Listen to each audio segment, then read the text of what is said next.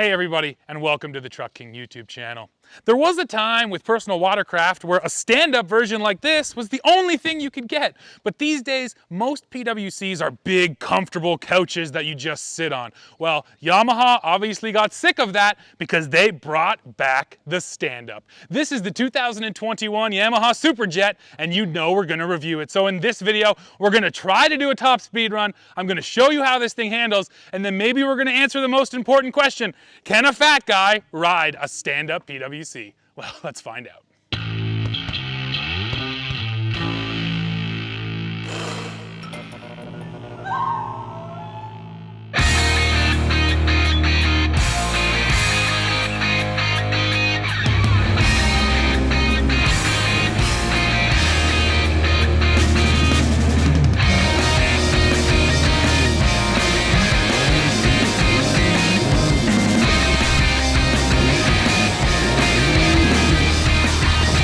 Let's start this one with the walk around. So powering this SuperJet is the Yamaha TR1 engine. That is a 3-cylinder, 4-stroke, 1049 cc's, and it makes 110 horsepower.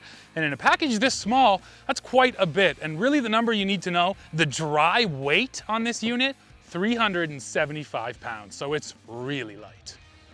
So I mentioned this right off the top. The biggest difference, or one of the biggest differences between this machine and most other PWCs is its size. It's considerably smaller and considerably lighter. So right here we have 95 inches in overall length, but the number I think you really need to know, 30 inches wide. This thing is so skinny, and that is why it's not stable whatsoever. And then when it comes to height, this is 31.1 inches, so it really is low in the water.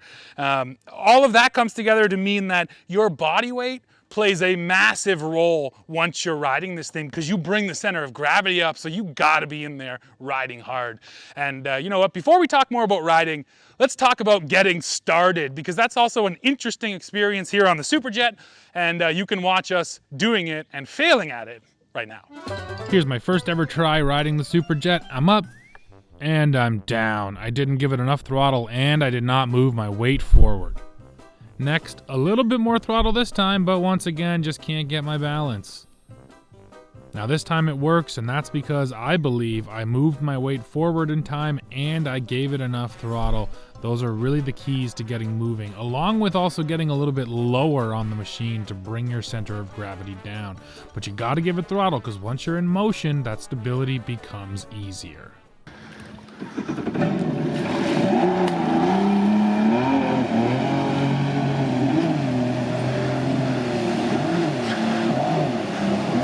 First try, Matt got up. Oh! And first try, Matt went down. This is the other way to get up on the SuperJet. Of course, I preferred starting from shore, but that's not always an option. Now, the way I found worked best for me was to idle the machine, then kick up onto my knees and take off. Riding on your knees is actually a good way to get used to the SuperJet as well, and then once you kind of feel it out, you can go ahead and stand up.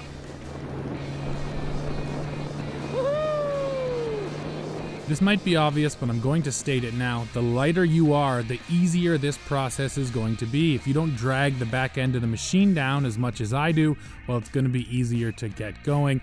That being said, I did answer the question I asked off the top. Can big people ride a stand-up SuperJet? Heck yes, you can.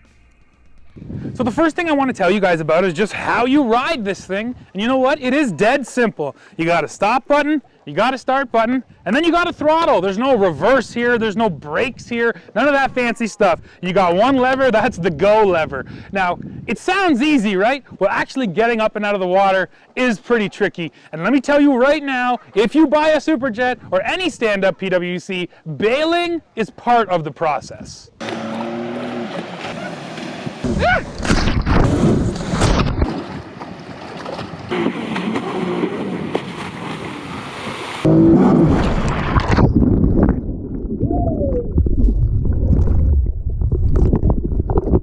Here's what it looks like when you fall off the SuperJet. This is the swim of shame. The swim of shame. Sometimes it's more effort to chase after the machine than it is to ride it. And let me take this chance to tell you, this is the most important tether switch I've ever worn on any machine. When riding this SuperJet, you're gonna fall off, and if you don't have that tether on, it's going to take off on you. So you gotta wear the tether on any PWC, but especially here on the SuperJet. So you saw it there. Honestly, this thing is all about balance. Now, once you get up out of the water and up on plane, the real key is you want your feet as wide as they can go, but you can't actually get them that wide. So you want to put one to the front, one ultimately at the very back. You want to get that big width out of it, because once you're spread out, you just feel more solid. Now, the other kind of really important thing to remember here is the handlebars are important and the steering is important, but your body weight is more important. You can entirely control this machine by leaning it over, and that's going to make it turn. In fact, you can see some of my tight turns here. If you want to really crank this thing into a corner, you got to pull it over and then throttle into that corner, and it just absolutely bites and throws you around that corner. But again, it's a lot to hold on to. It's a huge learning curve here. I think maybe that's what you're picking up on. Jumping on a regular quote-unquote Waverunner, anyone can do it. Anyone can figure it out. Getting on this thing and figuring it out, it takes time and it takes patience. But once you nail it, it's definitely more rewarding than riding any other Waverunner.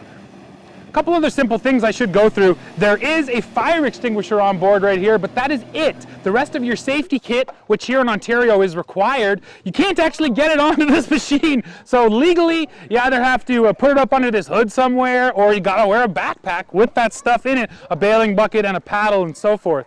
Another thing I want to point out, there is one gauge on this machine. It's right up here. You have a fuel gauge, and it's going to tell you your fuel level, but it will also tell you when you are in learner's mode. Now, of course, the difference is in learners, you can absolutely mat the throttle, and it's still this nice gradual takeoff out of the water. Now, when I first got on this thing in learner's mode, it did help because it allowed me to find my balance over more time. However, and this goes for anybody, but especially somebody bigger, I need that power to pull me up and out of the water and get on plane. So I appreciated learners for the first couple, 3-4 takeoffs, and after that I did not need it anymore, and the extra power here was really appreciated. And you know what, I should talk more about power in general. 110 horsepower on this thing is insane. We did a top speed run. You can see it right here. I think I was actually at top speed for maybe 6 seconds. It's terrifying actually having this thing totally wide open, because if you bail at top speed, that's gonna hurt. So again, as I got more comfortable, as you would, get more comfortable on this machine, you might ride it quicker. Me personally, I don't need the top speed. I was really happy around 40 kilometers an hour. That was not too quick. It was just enough that I could control it and still have a lot of fun. Another key feature here is adjustability. So I should also say these handlebars, they're spring loaded. They're nothing to lift up and down. They're really, really nice. Adjustability, once you get them up, there's a height adjustment. So you got these 3 holes here. You can adjust them to where they're most comfortable. And then what's maybe more important is this little shaft right here, the kind of the drive shaft, steering shaft, is adjustable. So you can move it to that outside hole or that inside hole. And that is actually going to affect how much the jet nozzle turns at the back of this SuperJet. Now, I have to say that I like it kind of non-responsive. I don't want this to be really twitchy, because if it is, you end up falling off, because as you're coming up out of the water, you end up doing this a little bit. So this setting it's in now, the middle setting, it's not all that twitchy. I'm really comfortable with it. But again, it's just nice to know that's there. Once you got more comfortable, if you want those really tight turns, you could put it up to that next setting and it would crank even harder into the corner. Again, just nice that you have the choices.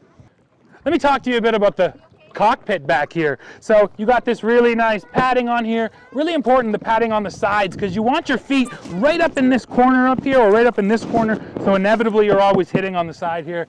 Another thing Yamaha does, this little cutout, that's a handle that you can actually reach up and grab the machine on. Frankly, I didn't really find myself using it all that often, but still it's kind of cool that it's there.